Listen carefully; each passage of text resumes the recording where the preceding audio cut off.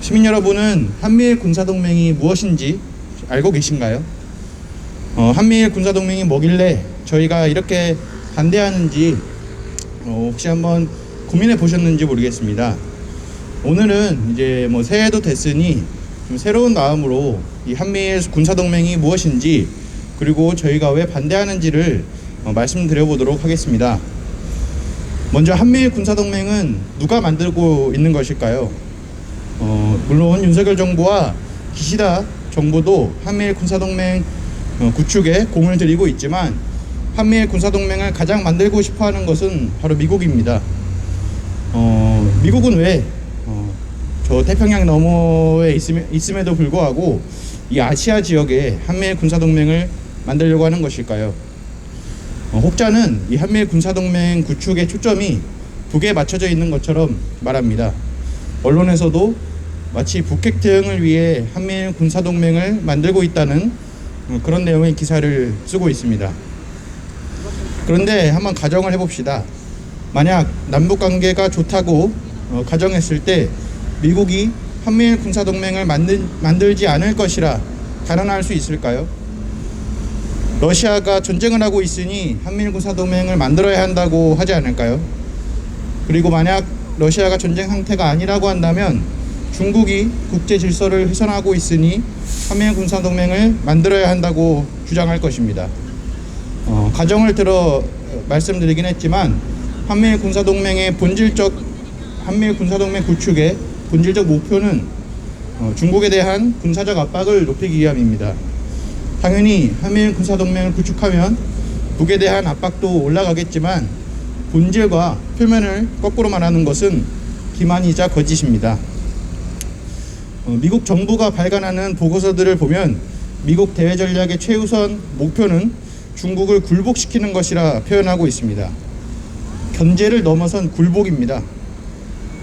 또 동맹국들을 대외 전략을 수행하는 데 있어 가장 큰 자산이라 말하고 있습니다. 미국 입장에서 한국과 일본은 미국 패권을 수호하는 데 사용되는 일종의 자본인 것입니다. 1월 6일 미 국무부 대변인 네드 프라이스는 바이든 행정부 임기 초기부터 한미일 삼각체제를 활성화하려고 했다고 말하며, 이는 우리가 인도태평양에서 직면한 도전은 물론 기회를 알았기 때문이라고 밝혔습니다.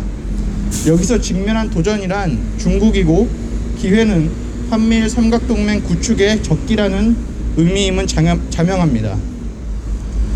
미국 입장에서 중국은 도전이라 할 수 있겠습니다만 우리에게 중국이 직면한 도전은 아닐 것입니다. 한중 간에 갈등을 빚는 사안은 외교적으로 또는 문화적으로 풀어가면 될 문제이지, 우리가 중국의 성장을 견제하고 굴복시킬 이유도 필요도 없습니다. 오히려 밀접한 경제적 관계, 지리적 인접성, 국제정치에서 중국의 영향력 확대 등을 고려하면 중국과의 관계를 원만히 하는 것이 국익에 부합하다고 볼 수 있습니다. 실제로 중동 국가들을 비롯한 많은 세계 국가들에서는 중국이 경제적, 정치적으로 영향력이 확대됨에 따라 무역 협상을 강화하고 새롭게 조약을 맺는 등 대중 외교를 강화하고 있습니다. 윤석열 정부는 이러한 국제적 추세에 역행하며 단지 미국을 위해 주권과 국익을 모두 내다 버리고 있는 상황입니다. 가장 중요한 건 한미일 군사동맹으로 한반도 평화가 심각하게 위협받고 있다는 점입니다. 이 미중 간 군사 대립이 실체화하는 지역은 누구나 알 수 있듯이 대만 아니면 한반도입니다. 대만은 중국이 핵심 이익으로 보고 있기 때문에 미국으로선 전면전을 벌이기에 부담감이 큽니다.